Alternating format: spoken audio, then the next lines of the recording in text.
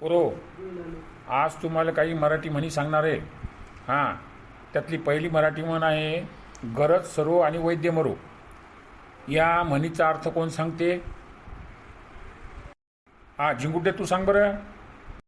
या म्हणीचा अर्थ असा आहे सर, की समजा तुम्ही आता आम्हाला शिकवायले, बरोबर आहे, म्हणून तुम्ही आम्हाला चांगले वाटता. पण उद्या आम्हाला नोकरी लागली, आम्ही एखाद्या बिझनेसमध्ये उतरलो, आम्ही एखाद्या व्यवसायामध्ये उतरलो, तर तुम्ही रस्त्याने जरी भेटले तरी आम्ही तुम्हाला राम राम घालणार नाही. म्हणजे आम्ही तुमची विचारपूस करणार नाही. याचाच अर्थ असा होतो, गरज सरो वैद्य मरो. काय जोराचं उदाहरण दिलं रे. गण्या तू सांग बरं, गाढवाला गुळाची चव काय? सर, आपल्या वर्गात नवीन मुलगी आली प्रीती. हां, तर प्रीती पहिले माझ्याजवळ बसायची, म्हणजे मी प्रीतीच्याजवळ बसायचो आणि ऋतू पलीकडे बसायची, तिच्या पलीकडे झिंगुट्या बसायला, बरोबर आहे. आता नवीन वर्गात मुलगा आला राजू नावाचा, तर ती प्रीती उठून त्या राजूजवळ जाऊन बसली. याचाच अर्थ होतो, गाढवाला गुळाची चव काय. म्हणजे राजू गाढव आणि प्रीती म्हणजे गुळ. हां सर, त्याला सांगा बरं काही. हां, ते उठसूट काय काय काय काय म्हणाले मला. गण्या तू टिशी काढून तू हातात देईल बरं का. काही कुठल्या कुठं उदाहरण देऊ नको.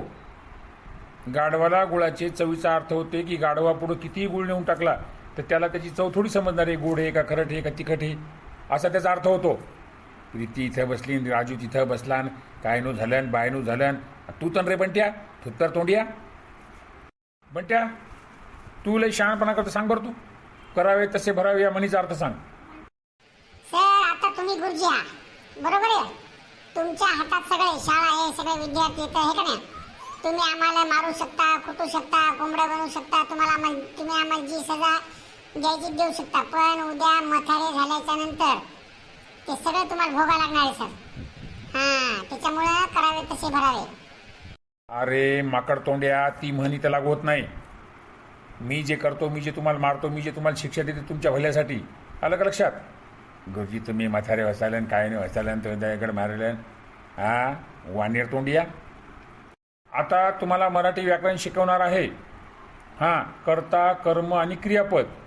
तर सुरुवातीला कर्ता म्हणजे काय हे तुम्हाला मी शिकवणार आहे. आलं का लक्षात? हां, मुलगा शाळेत बसला आहे, याच्यामध्ये कर्ता कोण आहे? जिगुड्या सांग बरं तू. मुलगा शाळेत बसला आहे, याच्यामध्ये करता शिक्षक आहे सर, गुरुजी आहे सर. हां, कसा काय बाबा सांग बरं एकदा. सर, जर गुरुजी नसते तर मुलगा शाळेत बसला असता का?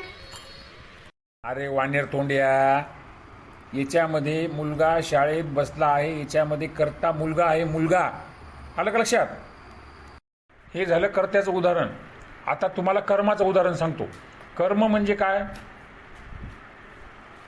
कर्म म्हणजे तुम्ही जे करत असता ते कर्म.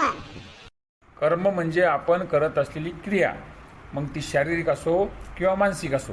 आणि क्रियापद म्हणजे काय? एखादा मुलगा धावतो आहे, धावणे ही क्रिया झाली. येणे जाणे खाणे पिणे ही क्रिया झाली, बरोबर आहे. हां, समजलं का सगळ्यांना? हो सर, समजलं सर. आता आपण काळाचे प्रकार पाहू. हां, सर, मला माहिती सर काळाचे प्रकार. सांग बरं कन्या.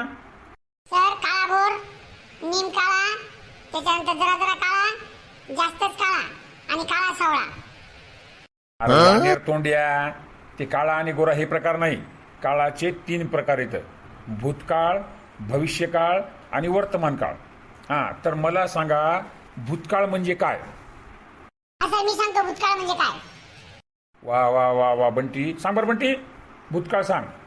सर, आपण एखाद्या जंगलात गेलो आणि रात्रीचे 12 वाजले, भयान शांतता, काळा कुट्ट अंधार आणि रातकिड्याचा आवाज, नुसता किर्र, मधातच एखादा पक्षी वरडण्याचा आवाज आणि रातच्या 12 ते 3 पर्यंत जो काळ असतो तो भूताचा काळ असतो सर, आणि त्याला भूतकाळ म्हणतात.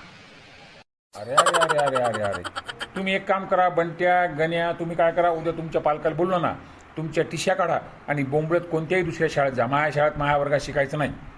इतकं डोकसं फोडू फोडू फोडू फोडू तुमच्यामुळे सांगायला आलं. रातच्या 12 पासून 3 पर्यंत भूताचा काळ.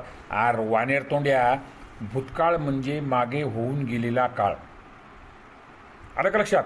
तो विद्यार्थी होता होता होता म्हणजे भूतकाळ. तो आमदार होता, त्याने जेवण केले होते. आलं का लक्षात? हा झाला भूतकाळ. हां, आणि वर्तमान काळ म्हणजे काय सांग रे? कोण सांगते? तू सांग रे राजू. सर वर्तमान काळ म्हणजे चालू काळ.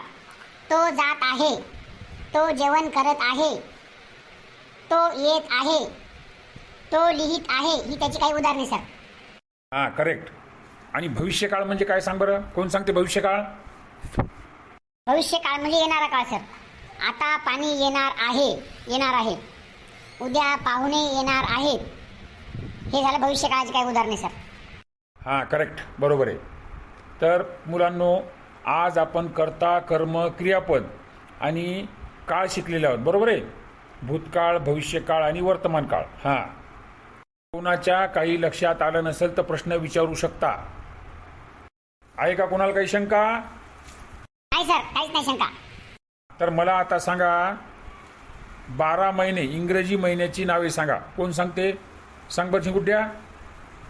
हा सर, जानेवारी, फेब्रुवारी, मार्च, एप्रिल, मे, जून, जुलै, ऑगस्ट, सप्टेंबर, ऑक्टोबर, नोव्हेंबर, डिसेंबर.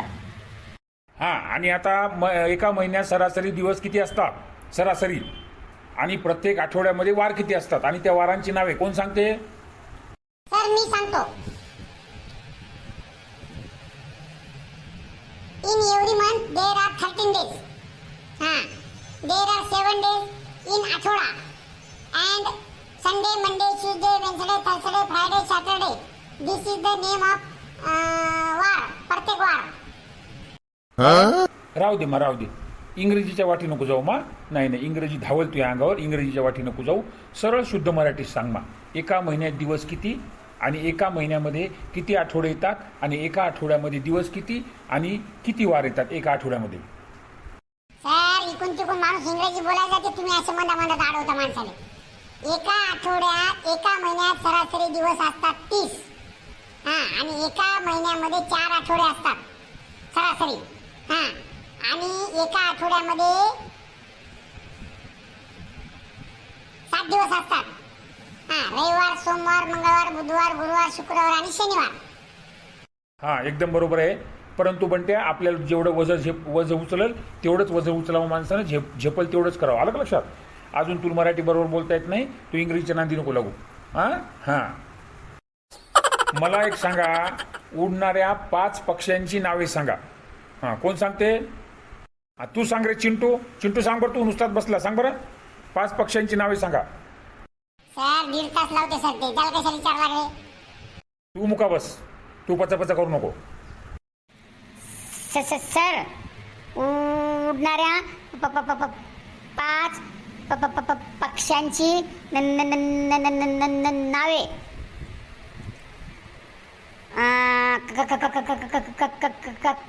कावळा, चिमणी,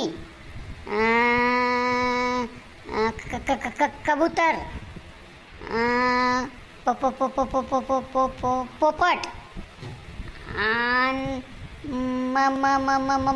माणूस. अरे बाबा, पहिले 4 पक्षी तो बरोबर सांगितले. हां, पण माणूस हवेत उडतो का?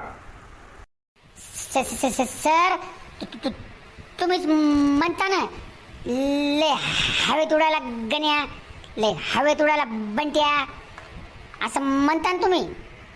अरे बाबा, ती वापरण्यासाठी असते ते शब्दप्रयोग. माणूस उडतो का? काही तू उडून दाखव बरं तू. नाही सर, माणूस उडत नाही. 5वा पक्षी कोकिळा. गण्या, मला सांग, रंग बदलणारा प्राणी कोणता? सर माणूस. अरे बाबा, कसं काय बरं सांग बरं. सर माणूस एका मिनिटात रंग बदलतो सर. हा, तसा रंग बदलणारा प्राणी सरडे आहे सर. पण माणसानं सरड्यालाही मागे टाकलं सर. हा, माणूस रंग बदलण्यातले पटक झाला सर.